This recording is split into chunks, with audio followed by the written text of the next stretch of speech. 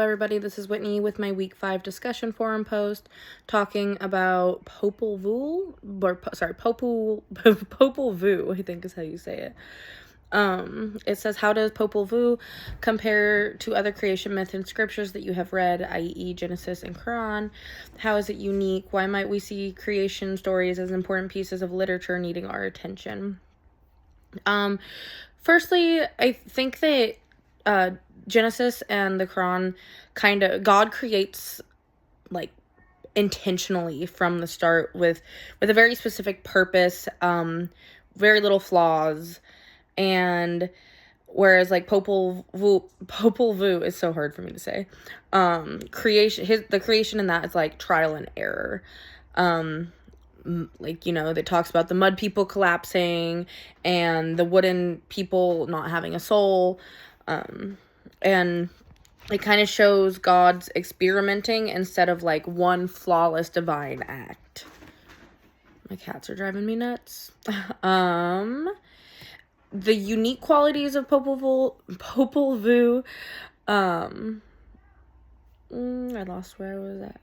Oh, emphasis on memory and worship as essential for human beings. And then also the failed humans being destroyed, I thought was kind of an interesting quality of it, because they could not think or praise in the way that it was desired. And then creation seen as collaboration, and it's not instant. It's like a process where it's not just, like one thing, everything's created, it's perfect from the start. It was a process. Creation story matters because they reveal cultures and values and purpose and identity and kind of like your relationship to divinity, whatever divine entity you want to talk about, but it reveals your relationship with that as well.